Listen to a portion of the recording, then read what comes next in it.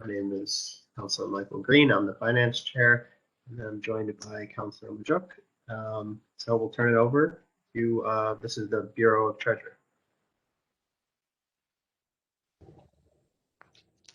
Thanks, Councilor Green. I wanted to start this off. We've got several Finance Department meetings back to back this morning. So I wanted to just kind of start off with a general introduction to what we have been doing in the Finance Department and what we're continuing to do in fiscal year 22. So much of the movement from fiscal 21 to 22 is a continuation of the reorganization of the Finance Department and the centralization of the Finance Department. You know, this is something that started 4 or 5 years ago with the Tiger team, starting to centralize purchasing. It was a good idea then. It's still a good idea. And really the idea is we're trying to get all of the people that are in a finance role reporting to finance. Couple of reasons for that. We want to provide them with the right guidance. The operating departments have some very qualified operating individuals. They're not necessarily the right people to provide guidance on finance roles. So we want to be the ones that are telling these people what they should and shouldn't be doing, training them properly, and just ensuring that they get the right support for their role. We also want to implement some best practices. We've got, or historically have had, finance roles across several different departments. Each of them do things differently. Each of them act different. Each of them process their work different. If we get everyone under the same umbrella, I think we can start looking at how everyone is doing what they do. And the best practices will start floating to the top, and we can start implementing them across all areas. Another thing we're trying to accomplish here is eliminating inefficiencies and redundancies. We've got some tasks that are completed by 3 different people. What centralization could do is it would allow us to better parse those tasks out to ensure the information flows efficiently and effectively. So, you know, right now we might have someone creating a report in DPW for capital projects. We also have somebody in BOA creating a very similar report, you know, for a different use, but, you know, bringing everyone under the same umbrella and really starting to understand what everyone does, we can start to change those reports around a little bit so that we only have one person creating them, and we can get everything we need out of it. The last thing we're trying to do is ensure accountability. As the Commissioner of Finance, I am responsible for everything that happens financially within the city of Syracuse. In the past, the Commissioner has had limited view to the financial activities. That's not ideal. I am happy to take on the responsibility of the finances of the city of Syracuse. In order for me to do it effectively, I need to understand what's happening financially. So, you know, with that in mind, you know, I don't know, we probably call this phase 3 of our reorganization, centralization. You'll see a lot of movement. I just sent out a summary of some of that movement this morning. I apologize I didn't get out to you sooner, but as we go through each of these bureaus, we'll talk in more detail about some of the changes that we've made and how we're trying to align these positions better to get more out of the finance department. So with that, I will pass the mic to Martha Maywalt, First Deputy Commissioner over the City Payment Center, formerly known as the Treasury, and she can talk through some details about what we're planning in that department. Thank you, Brad, and good morning, counselors and everyone else. To continue and provide a little more detail to what Brad has just shared, in the City Payment Center, we are moving the licensing function to NBD. It's been housed over in the City Payment Center, and I mean business licensing. It's been housed, the person has been housed in the central payment office, central permit office for several years now. And so we're moving the budget accordingly. So management of the staff will be in permits where it belongs, with permits and licensing. Often somebody's getting one at the same time they're getting the other. So that's one realignment. Another is we are moving the hearings, parking violations hearings, under the purview of the law department. So it's a very similar process to what Leah Whitmer is doing with the Bureau of Adjudications. And so she is going to be overseeing the parking hearing examiners to make sure it's run in a manner that makes sense. I'm not really in a position to manage attorneys, and it's a function that is more legal in nature than the payment office that we are. Another function moving out is manual ticket entry, manual parking ticket entry is moving to the police department. The parking checkers write tickets using an automated device that sends the ticket information into our AIMS, the parking software, directly. But when the officers write the old-fashioned paper tickets on their ticket books, they turn those into our office and we key them in. And that's really, we think, a function that belongs better with the police department. So they're going to take that over, as well as the budget associated with printing the tickets and some of the other equipment that the parking checkers use, so that to realign all the ticketing expenses and functions with the police department. So those are the things that are moving out. Moving in is the water finance function. Alicia Madden spent a lot of time before she left studying the operations of the Water Finance Bureau to determine what kind of work is done there. And as it turns out, a lot of what is done is related to meter reading and correctly having the AS400 reflect accurate meter readings in order to produce bills. But the billing and the collection of payments has always been done in our office. When somebody came to the counter, they would pay their water bill here.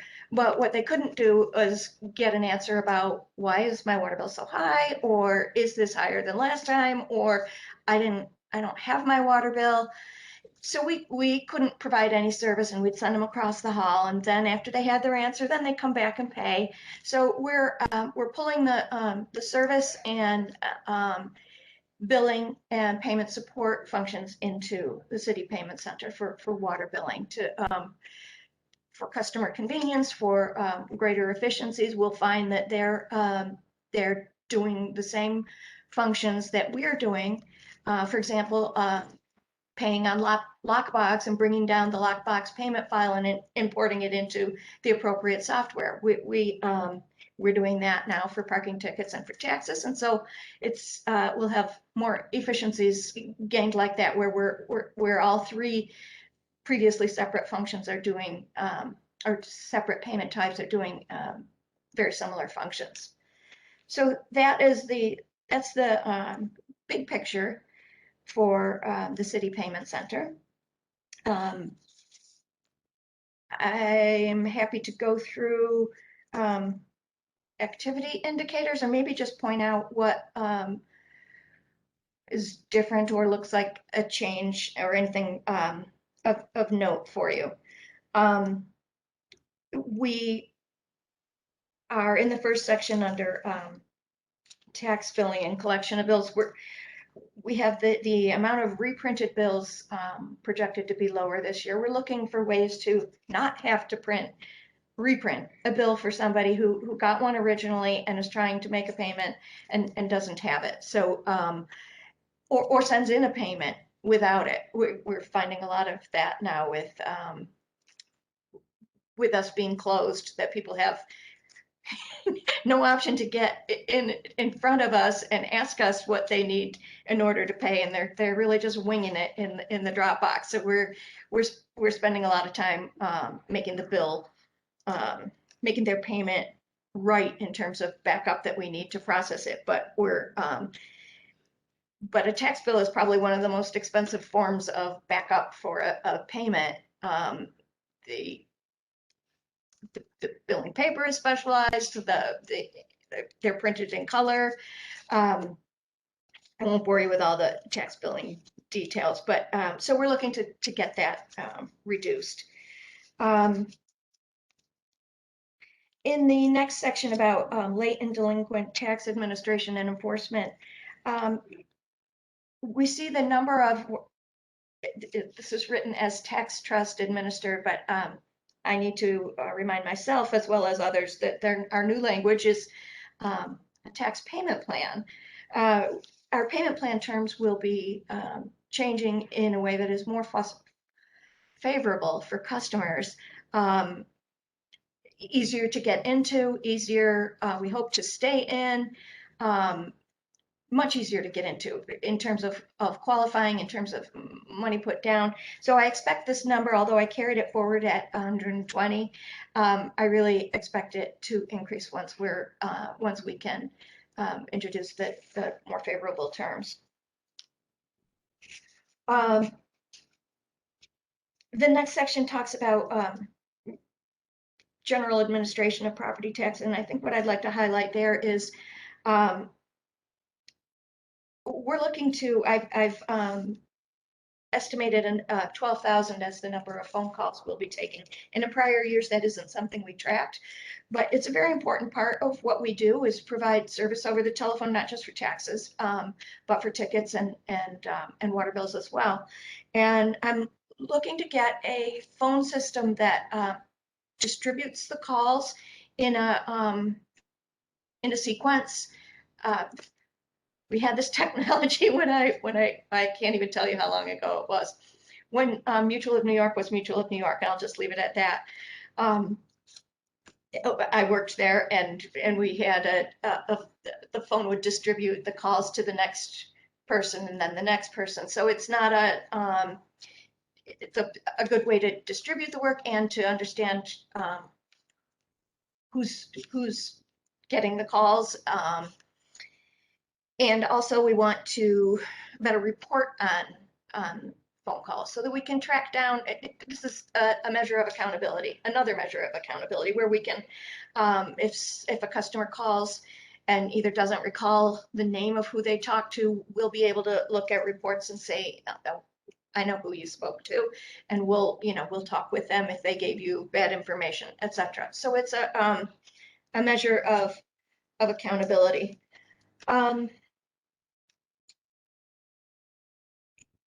Under the next section is parking violations administered, and I have a substantial reduction in booting noted here. This calendar year, it's been down, as well as this fiscal year. Between the pandemic, when we first closed down, we stopped booting for a little while, a few months. When we had the amnesty program, we stopped booting. When we resumed booting, I believe it was in May, the boot company, we had 2 people driving vans. Only one came back. So, and since then, there's only been 1 person booting. They are about to hire another and extend booting into the evening hours as we did before, and a couple Saturdays a month.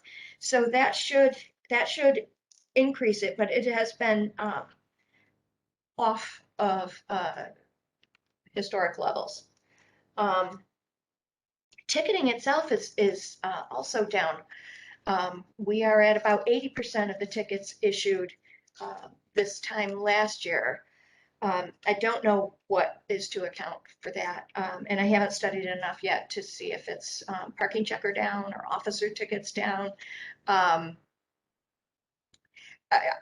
last time I looked at that and talked with Chief Schaaf about it, it was a resource issue that the officers are doing other things instead of writing tickets, which makes sense.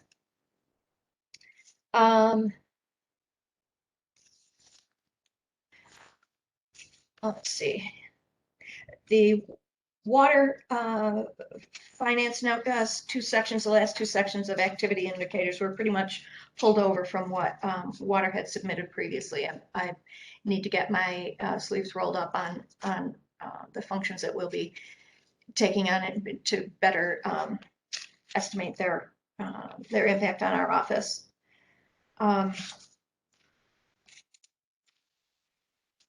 I'll move on to the salaries sheet labeled personal service details, if you like.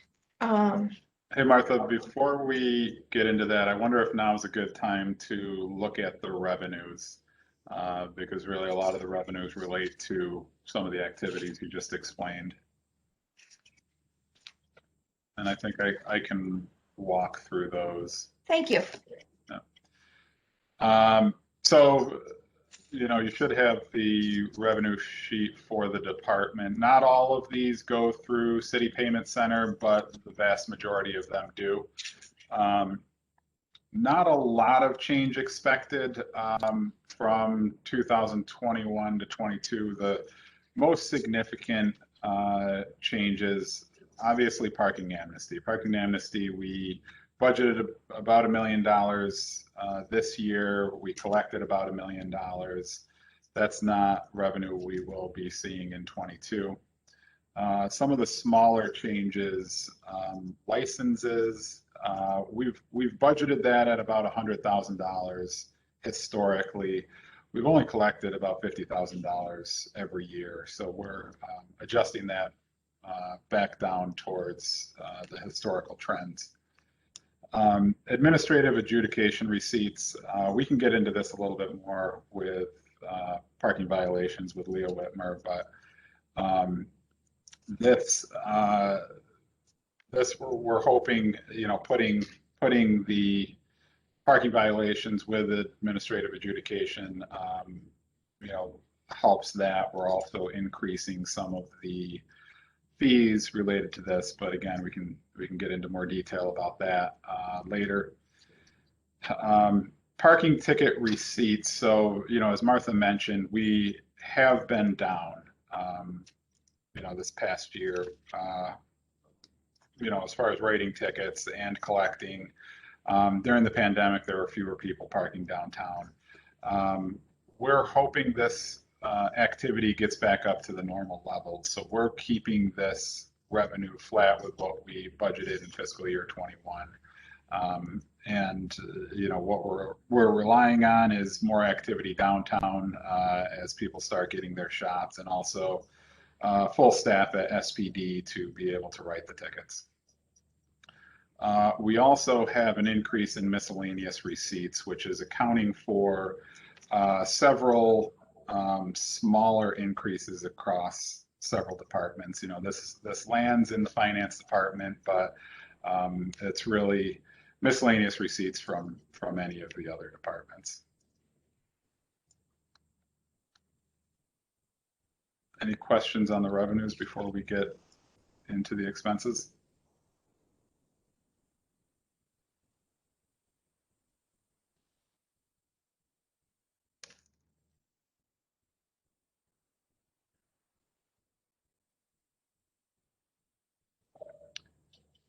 Martha, do you want to take us through the expenses? Sure. So starting with the staffing,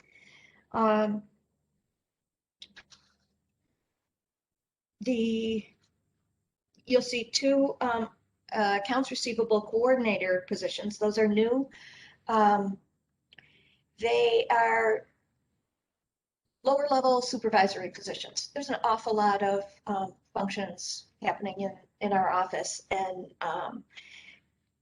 and the frontline staff need more resources than they're getting from myself and Jen Lozinski. So we've introduced, and we have 2 people acting in that capacity right now of being a first line resource to the staff, and it's so far so good, working out very well. We had 2 administrative assistant positions. One retired, one is the licensing function that is going to codes. Control clerk, we had 2. We are going to have 1 now, and 1 actually moved to the clerk's office, and we'll be filling that position with an information aide.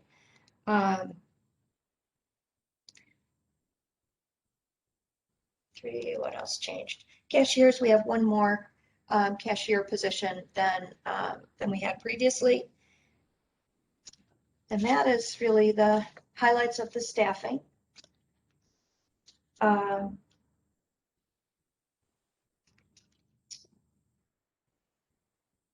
Professional services is high. I'm jumping down to contractual and other expenses. It is increased due to projected software costs.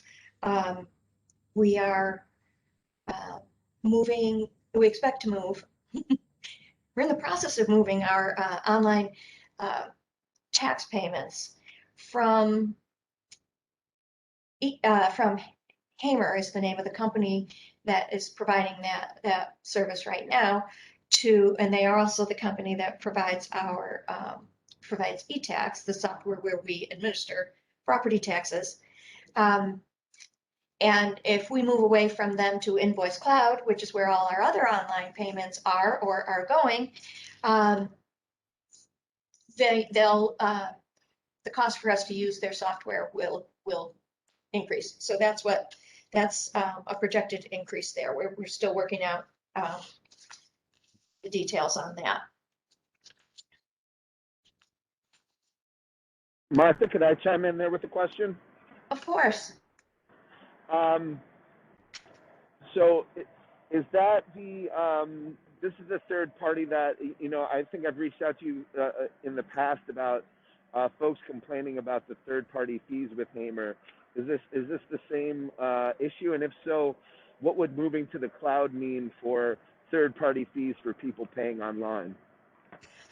The fees with Invoice Cloud are lower than e-tax, particularly if you pay with e-check.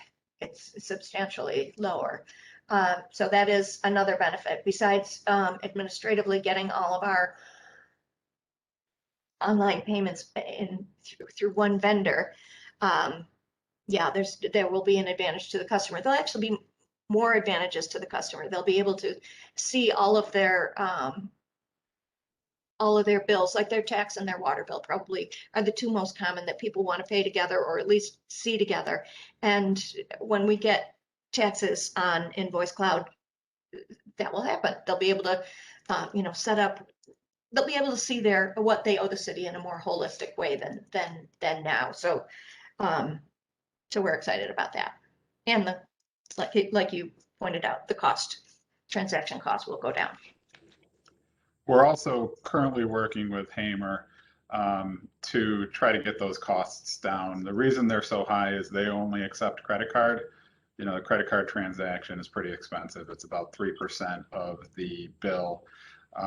They haven't been able to accept e-check payment. There's a lot more flexibility with an e-check payment. So we've been working with them, with our bank, with IT to figure out how they can get e-check. They know that their fees are much higher than we have paid, and we can't continue to pay those, or our taxpayers can't continue to pay those. So we're working to get those lowered in the short term. When do we imagine, do we have a timeline projection for when we switch from Hamer to the cloud? The short answer is no. We are working on the integration. it should be in place by the time of the new fiscal year, but I personally hope it's a heck of a lot sooner. It will also make somebody who wants to pay taxes with a credit card in our office much easier if it's on Invoice Cloud. And actually, they're working on that integration already. They really are. We've made them two separate issues because we had Hamer in place already. Sorry if I got us into the weeds there. No, it's helpful. Makes sense.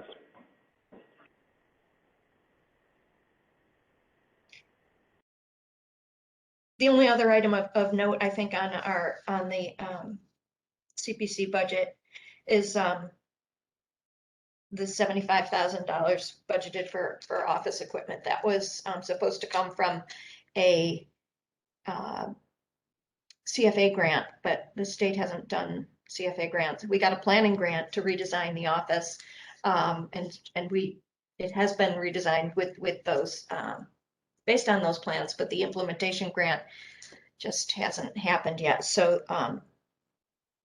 we've budgeted some money to have more ergonomically friendly furniture.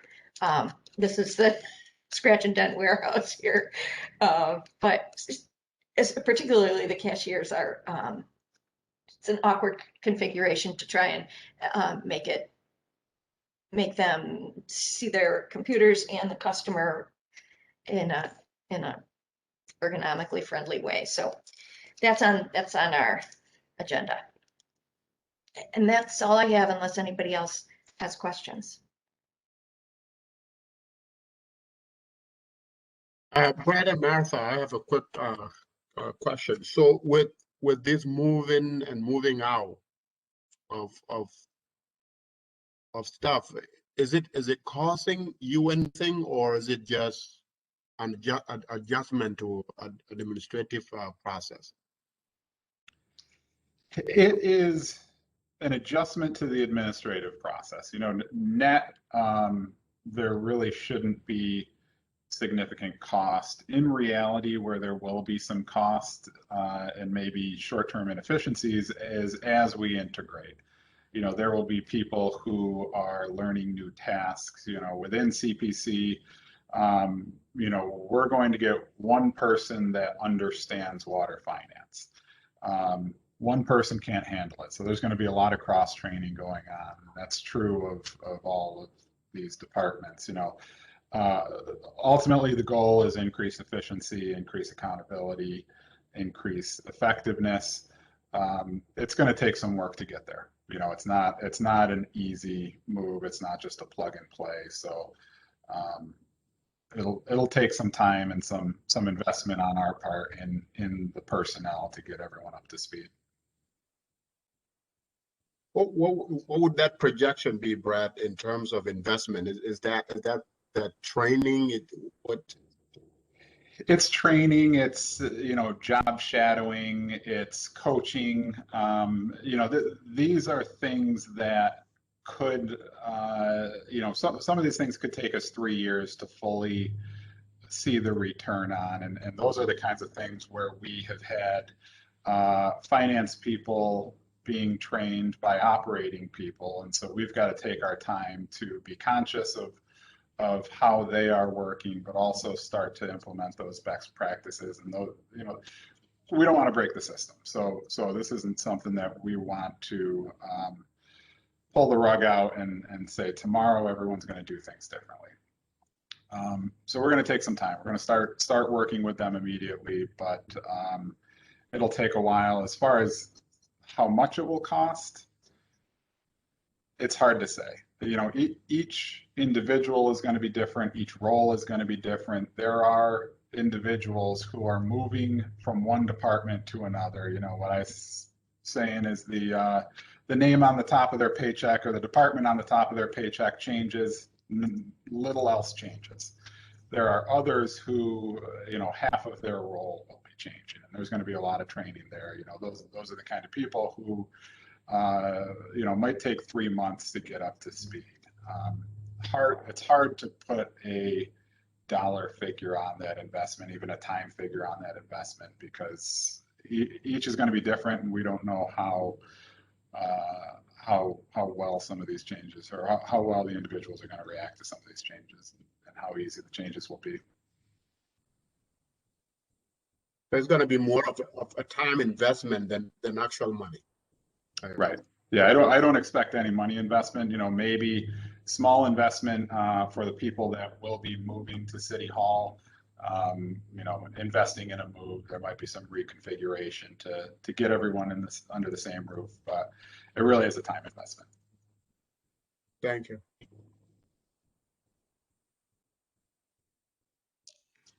Any other questions from councilors?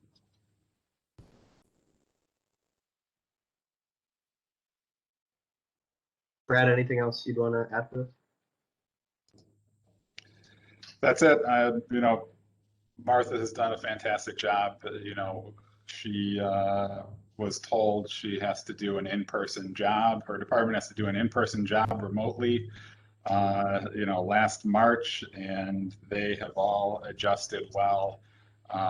They're working hard. Every one of them is committed, and they desperately need the resources we have in this budget. But Martha and her team have done a phenomenal job with what they've had to work with over the past year.